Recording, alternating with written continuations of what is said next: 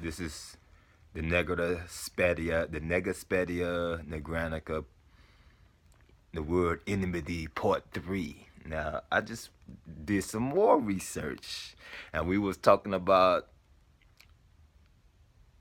the Titanic the other day, and I was looking at the Twilight Zone episodes.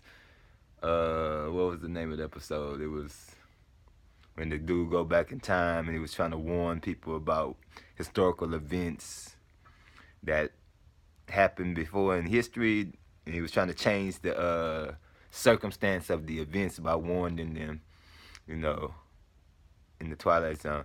Well, anyway, to make a long story short, I found out some more information about that mummy I was talking about that was on the Titanic when it crashed in 1912. Okay, we're going to discuss this.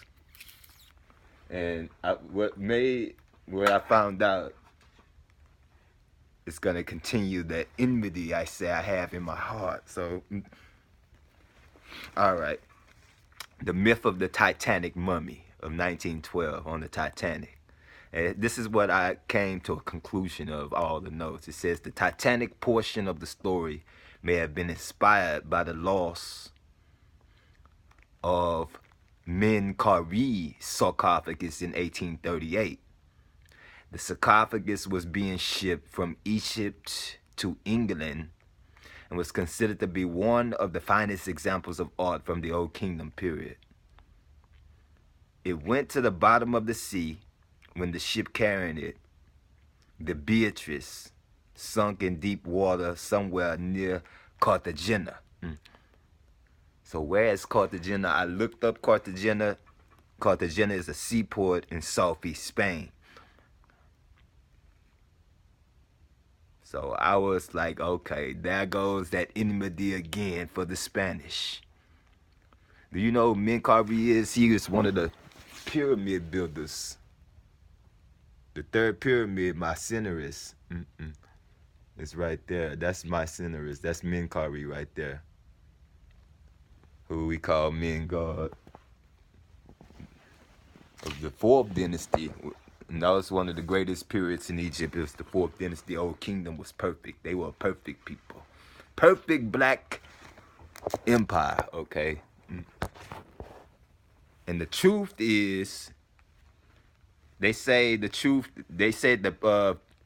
pharaoh coffin that was on the Titanic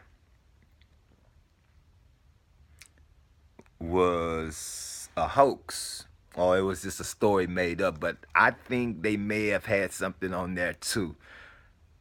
You know, I'm looking at something. There's some truth behind the story. But we found out that Menkaure was sunk near Cartagena, so we want to find that. That's something very important to me. So the truth is, the Priestess Amon coffin lid is the one they said that was on the Titanic. The British Museum item number 22542 is still sitting quietly in the British Museum, second Egyptian room, where it can be seen today. Now, look up the myth of the Titanic mummy 1912 and you will see that it was a curse on whoever had owned that coffin lid.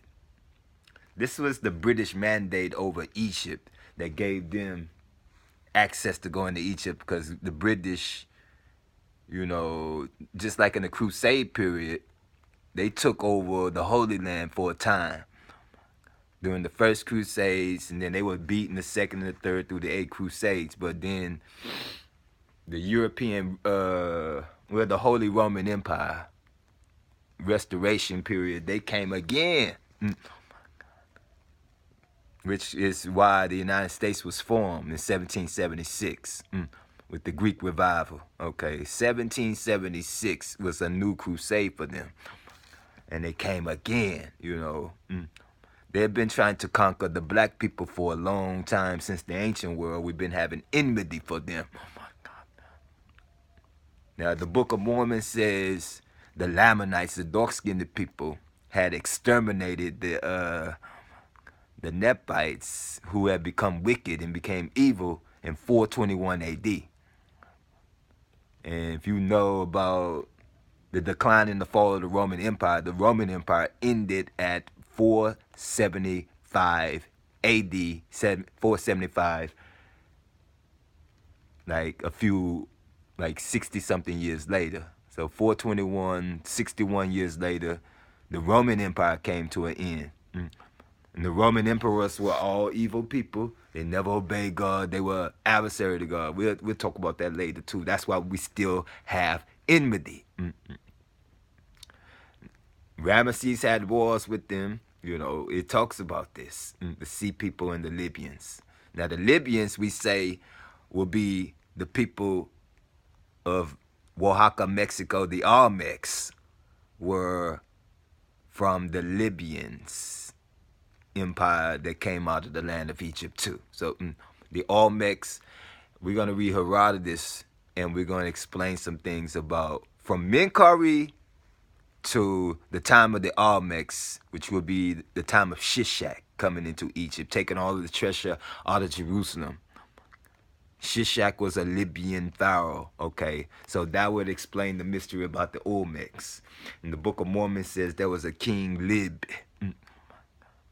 King Lib over the Jaredites, who would be the Olmecs empire in Mexico from 1500 BC to around 750 BC, when they was the great empire. That's the time of the kings of Israel. And the stones of testimony, I believe now, that came across that Jordan River, are those same colossal stones, the same colossal skulls of the Olmecs. Those are the stones of the testimony.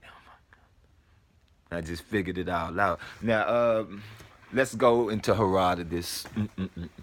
This is going to be a very good read, since we are talking about first why I got enmity. And I should now continue my enmity with the Spanish, who lost Menkaure sarcophagus lid in Cartagena, okay? And the English, who was transporting it. So Herodotus, Book 2.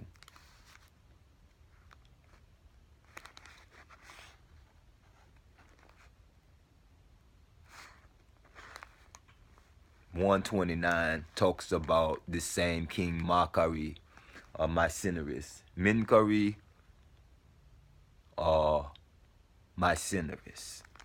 All right, let's read Herodotus 129. He says, after Kepharon or Kaphara, Mycerinus, they said, son of Cheops, ascended the throne.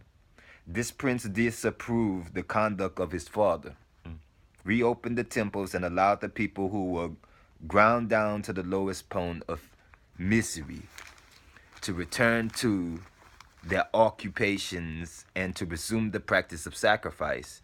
His justice in the decision of causes was beyond that of all the former kings.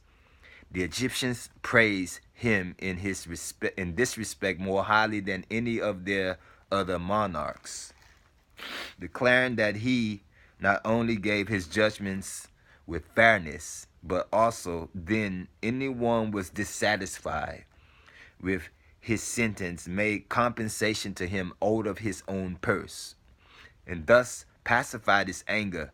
Mycerinus had established his character for mildness and was acting as I have described when the stroke of calamity fell on him.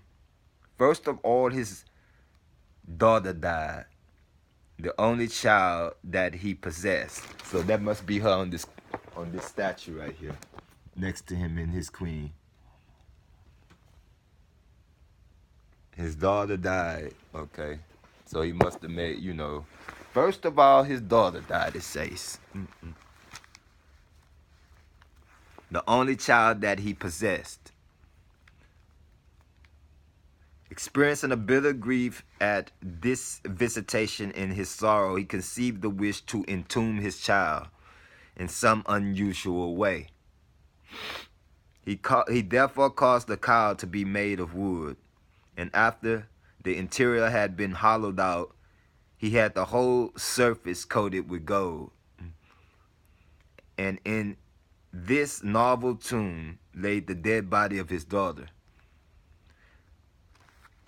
Herodotus, Book 2, 130. The cow was not placed under the ground, but continued visible to my times. It was at Sais, or Sus. We call Sais, Sus, in the royal palace, where it occupied a chamber richly adorned. Every day there are burnt before it aromatics of every kind, and all night long a lamp is kept burning in the apartment. In an adjoining chamber are statues which the priest at Sus, or Sais, declared to represent the various concubines of Mycinerus. They are colossal figures in wood, of the number of about 20, and are represented naked, whose images they really are. I cannot say. I can only repeat the account which was given to me. 131. Concerning these colossal figures and the sacred cow, there's also another tale narrated which runs thus. Mycerinus was enamored of his daughter and offered her violence. The damsel for grief hanged herself, and Mycerinus entombed her in the cow. Then her mother cut off the hands of all her tiring maids, because they had sided with the father and betrayed the child. And so the statues of the maids have no hands. All this is mere fable in my judgment, especially what is said about the hands of the colossal statues. I could plainly see that the figures had only lost their hands through the effect of time. They had dropped off and were still lying on the ground about the feet of the statues. 132. As for the cow, the greater portion of it is hidden by a scarlet coverture. The head and the neck, however, which are visible, are coated very thickly with gold. And between the horns, there is a representation in gold of the orb of the sun. The figure is not erect, but lying down with the limbs under the body, the dimensions being fully those of a large animal of the kind. Every year it is taken from the apartment where it is kept and exposed to the light of day. This is done at the season when the Egyptians beat themselves in honor of one of their gods, whose name I am unwilling to mention in connection with such a matter. But he's talking about Osiris, okay? They say that the daughter of Mycerinus requested her father in her dying moments to allow her once a year to see the sun. 133. After the death of his daughter, Mycerinus was visited with the second calamity, of which I shall not proceed to give an account. An oracle reached him about the town of Buto, which said, 6 years only shalt thou live upon the earth, and in the 7th thou shalt end thy days. Mycerinus, indignant, sent an angry message to the oracle, reproaching the god with his injustice. My father and uncle, he said, though they shut up the temples, took no thought of the gods, and destroyed multitudes of men, nevertheless enjoyed a long life. I who am pious, am to die so soon? There came in reply a second message from the oracle. For this very reason is thy life brought so quickly to a close.